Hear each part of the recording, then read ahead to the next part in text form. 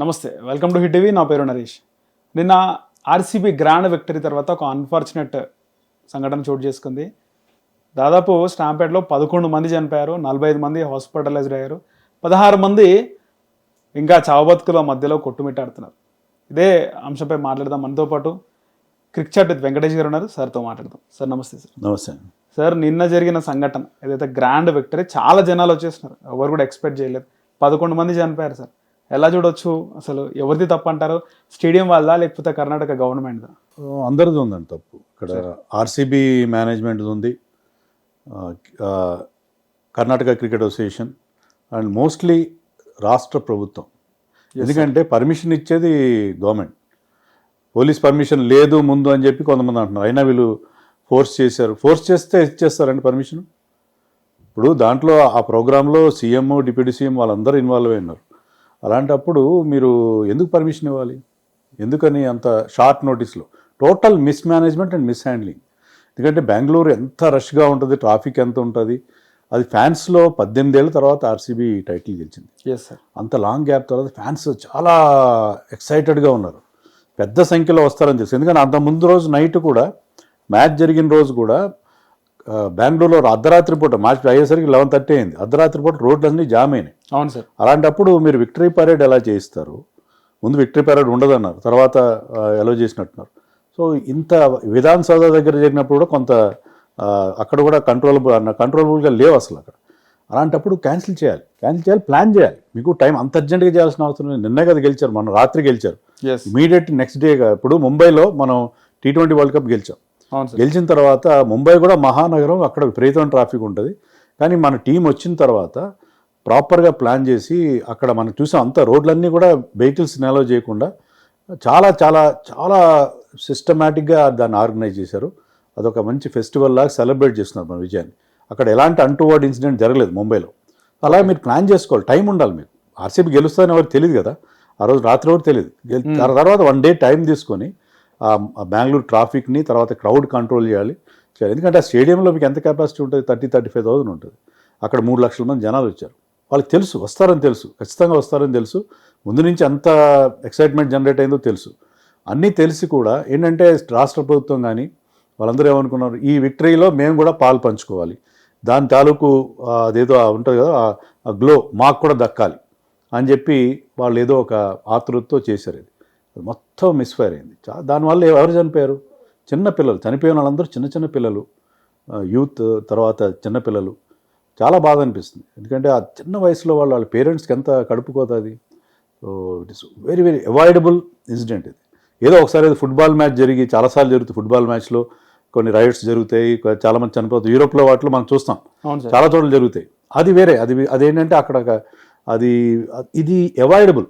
మీరు proper care తీసుకుని ఉంటే, ప్రాపర్గా ఆర్గనైజ్ చేసి ఉంటే, క్రౌడ్ మేనేజ్ చేయగలిగితే ఇలాంటి ఏ సంఘటన ఇండియాలో ఎప్పుడు జరగలేదు. ఇట్లా మనకు సెలబ్రేషన్ ఇలా ఈ రకంగా మారడం అనేది ముఖ్యంగా స్పోర్ట్స్కి సంబంధించి ఎప్పుడు జరగలేదు. గతంలో మనం 2011లో కప్ గెలిచినప్పుడు, 2007లో గెలిచినప్పుడు ఈ విక్టరీ పరేడ్లు జరిగినాయి. వాటిని ప్రాపర్గా ఆర్గనైజ్ చేశారు. ఎప్పుడు ఎలాంటి అవాంఛనీయ సంఘటనలు జరగలేదు. కానీ ఇక్కడ మాత్రం చాలా చాలా unfortunate. And the authorities are to be blamed. ముఖ్యంగా స్టేట్ గవర్నమెంట్ అథారిటీస్ పూర్తి రెస్పాన్సిబిలిటీ వహించాలి. వాళ్ళ తప్పది. ఆ పసిపిల్లల ప్రాణాలు పోయినాయంటే దానికి పూర్తి రెస్పాన్సిబిలిటీ రాష్ట్ర ప్రభుత్వానికి ఉంటుంది. సార్, ముఖ్యంగా క్రికెట్ బోర్డు ఒక పర్మిషన్ తీసుకున్నప్పుడు వాళ్ళు కూడా, గవర్నమెంట్ కూడా ఆలోచించాలి కదా సార్. అంటే ఇంత త్వరగా కాకుండా మీరు అన్నట్టు రేపు లేకపోతే సర్టన్ డేట్లో పెట్టుకోవచ్చు కదా. వాళ్ళు అడిగి వీళ్ళు తొందర పెట్టారా క్రికెట్ బోర్డు వాళ్ళు, లేకపోతే ఆర్సీబీ మేనేజ్మెంట్ ఏమైనా తొందర పెట్టారు? ఎందుకంటే విరాట్ కోహ్లీ ఏదో అతను ప్లాన్ చేసుకున్నట్టున్నాడు. Virat Kohli I think he has already left India. So అతనికి ఏదో ప్రయర్ ప్రోగ్రామ్ ఉంది, టూర్ ప్రోగ్రామ్ ఉంది. So he's available only yesterday, నిన్న మాత్రం అవైలబుల్ ఉన్నాడు. అందుకని ఏమన్నా దాన్ని తొందరగా చేసి పూర్తి చేద్దాం అనుకున్నారేమో. కానీ క్రౌడ్ అన్కంట్రోలబుల్గా ఉంటారని మనకు తెలుసు. జోష్ ఉంటుంది స్టేడియంలో, లిమిటెడ్ సీట్స్ ఉన్నాయి. అది తప్పు అభిమానులు కూడా. ఎందుకంటే దాని టికెట్లు ఉన్నాయి, ఈవెంట్కి టికెట్స్ ఏ రకంగా ఇచ్చారో మనకు తెలియదు. టికెట్స్ పెట్టి చేశారు. సో అందరికీ ఫ్రీ ఎంట్రీ ఉందో లేదో నాకు తెలియదు. సో అలాంటప్పుడు ఒకవేళ అంత రష్ ఉన్నప్పుడు ఆ గేట్లు కొంచెమే తెరిచారు, బయట విపరీతం జనం. అలాంటప్పుడు వెళ్ళిపోవాలి చాలామంది. కానీ ఆ ఉత్సాహంతో ఎలా చూద్దాంలే, విరాట్ కోహ్లీని చూద్దాంలే, లేకపోతే మన దాంట్లో పాలు పంచుకుందామని ఒక దాంతో వాళ్ళ ప్రాణాలు కూడా దృష్టిలో రిస్క్ కూడా దృష్టిలో పెట్టుకోవాలి కదా. ఇలాంటి ఈవెంట్స్ ఉన్నప్పుడు యంగ్స్టర్స్ జాగ్రత్తగా ఉండాలి. ఎందుకంటే చాలా జరుగుతున్నాయి. మనకి ఆల్రెడీ పుష్ప సినిమా వచ్చినప్పుడు కూడా చూసాం మనం, సంధ్యా థియేటర్ జరిగిన ఇన్సిడెంట్. ఆ తర్వాత రీసెంట్గా మనకి తిరుపతిలో ఐ థింక్ బ్రహ్మోత్సవాల టైంలో బ్రహ్మోత్సవాలు వైకుంఠ ఏకాదశి టైంలో అక్కడ కూడా ఇలాంటి ఒక స్టాంపీడ్ జరిగింది. పుష్కరాల్లో జరుగుతుంటాయి. ఇవన్నీ మనకి ఏంటంటే మీరు అలాంటప్పుడు జాగ్రత్తలు తీసుకోవాలి, అవేర్నెస్ ఉండాలి. బేసిక్గా అది మనం దీన్ని కంట్రోల్ చేయలేం. మనం పోలీసుల్ని, మనం అథారిటీస్ని కూడా పూర్తిగా బ్లేమ్ చేయలేం. మన ప్రాణాలని మనం కాపాడుకోవాలి. So ultimately the responsibility lies with the fans. So fans ఏంటంటే ఇప్పుడు ఎవ్రీథింగ్ ఈజ్ అవైలబుల్ అన్న టీవీ నరేష్. ఇప్పుడు మీరు ఏ ఈవెంట్ చూడాలన్నా, మీరు మిస్ వరల్డ్ చూడాలన్నా, ఏది చూడాలన్నా మీరు టికెట్ కొనుక్కుని వెళ్ళాల్సిన పని లేదు. మ్యాచ్ చూడాలన్నా వెళ్ళాల్సిన పని లేదు. మీకు ఎక్కడో చోట దొరుకుతుంది. ఏం లేకపోతే యూట్యూబ్లో దొంగతనంగా కొన్ని దొరుకుతాయి. సో మీ ఏదైనా ప్రపంచంలో ఎక్కడ జరిగినా కూడా దాన్ని మీరు లైవ్ స్ట్రీమింగ్ చూడొచ్చు, హ్యాపీగా చూడొచ్చు. మరి అలాంటిది హాయిగా ఇంట్లో కూర్చొని, ఇప్పుడు చాలామంది స్టేడియంకి వెళ్ళి మ్యాచ్ చూడడానికి ఇష్టపడరు. ఇంట్లో హాయిగా మనం ఏసీలోనో ఫ్యాన్ కింద కూర్చొని చూద్దాము డ్రాయింగ్ రూమ్లో అని అనుకుంటారు చాలామంది. అలాగే ఇది కూడా ఈవెంట్ లాంటివి మీరు హాయిగా ఇంట్లో కూర్చొని చూడండి. మీకు ఎందుకు అక్కడ పోయి ఆ జనసమ్మర్దంలో ఆ రష్లో వెళ్ళి చూడాల్సిన అవసరం ఉంది? మీరు విరాట్ కోహ్లీ ఏమైనా మీకు వచ్చి షేక్ హ్యాండ్ ఇస్తాడు? ఇచ్చే పరిస్థితి ఉండదు కదా. విరాట్ కోహ్లీ మీరు కన్సిడరబుల్ డిస్టెన్స్ చూస్తారు, దాదాపు 1/2 కిలోమీటర్ దూరం నుంచి చూస్తారు. సో అలాంటప్పుడు దాంట్లో వేర్ ఇస్ ద నెసెసిటీ? ఎప్పుడు అర్థమవుతుందంటే సార్, నార్మల్గా సినిమా విషయంలో కూడా, క్రికెట్ విషయంలో కూడా అభిమానులు అసలు హద్దులన్నీ దాటుకొని వచ్చేస్తుంటారు.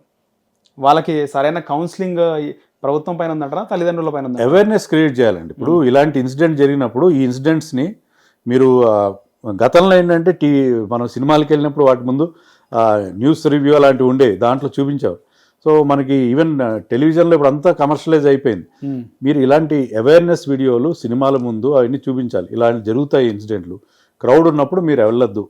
ఎందుకంటే అల్టిమేట్గా మనం ఎవరిని బ్లేమ్ చేయడానికి లేదు. ఎందుకంటే పోలీసులు కూడా ఎంత ఉంటారు, 100 ఉంటారు, లేకపోతే 1000 మంది ఉంటారు. అక్కడ లక్షల మంది క్రౌడ్ని 1000 మంది పోలీసులు ఏ విధంగా కంట్రోల్ చేయగలుగుతారు? ఇంపాసిబుల్. సో అందుకని డెఫినెట్గా the entire thing lies in the awareness. Parents కానీ పేరెంట్స్ అవేర్నెస్ క్రియేట్ చేయాలి.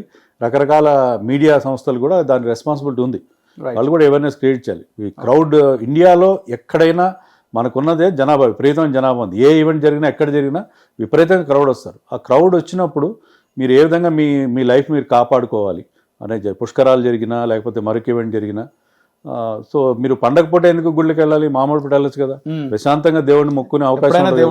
మీరు జనవరి 1st ఎందుకు వెళ్ళాలి, లేకపోతే ఉగాది రోజు ఎందుకు వెళ్ళాలి? అక్కడ గుళ్ళలో కూడా విపరీతం రద్దీ ఉంటుంది. అలా కాకుండా యూ హ్యావ్ టు మీరు అది మన ఆ స్వయం నియంత్రణ అనేది, సెల్ఫ్ కంట్రోల్ అనేది చాలా ముఖ్యం. ఫ్యాన్స్, ముఖ్యంగా ఫ్యాన్స్, సినిమా ఫ్యాన్స్ కానీ క్రికెట్ ఫ్యాన్స్ కానీ ఆ అభిమానం వెరితల్లో వేస్తుంది. దాన్ని కంట్రోల్ చేయాలి. దాన్ని కంట్రోల్ చేయడానికి ఐ థింక్ అవేర్నెస్ ప్రోగ్రామ్స్ చేయాల్సి ఉంటుంది. హిట్ టీవీ యాప్, ఇందులో short news, live news, entertainment shows, movies, digital magazines తో పాటు మీ జిల్లా వార్తలను కూడా ఫ్రీగా చూడొచ్చు. ఇంకెందుకు ఆలస్యం, వెంటనే హిట్ టీవీ యాప్ ని డౌన్లోడ్ చేసుకుని ఫ్రీగా ఎంటర్టైన్మెంట్ పొందండి. Hit TV app, hit TV app, please download hit TV app. Hit TV app ని ఫ్రీగా డౌన్లోడ్ చేసుకుని ఎంజాయ్ చేయండి. మీకు నచ్చిన ఎంటర్టైన్మెంట్ కోసం హిట్ టీవీ యాప్ ని ఫ్రీగా డౌన్లోడ్ చేసుకుని ఎంజాయ్ చేయండి. హిట్ టీవీ యాప్ ని డౌన్లోడ్ చేసుకుని ఆస్వాదించండి, ఆశీర్వదించండి. ఇంతమంది సెలబ్రిటీలు హిట్ టీవీ యాప్ ని డౌన్లోడ్ చేసుకోండి అని చెప్తున్నారంటే ఎంత మంచి యాప్ ఆలోచించండి. అమెరికా అమెరికా అమెరికా అమెరికాలో చదవాలనుకునే వాళ్ళకి విశ్వసనీయమైన పేరు మన శౌర్య కన్సల్టెన్సీ. UK లో 1 year masters, UK లో 1 year masters, 2 years work permit up to 5 years visa. Contact Saurya Consultancy. Contact 89851 89851.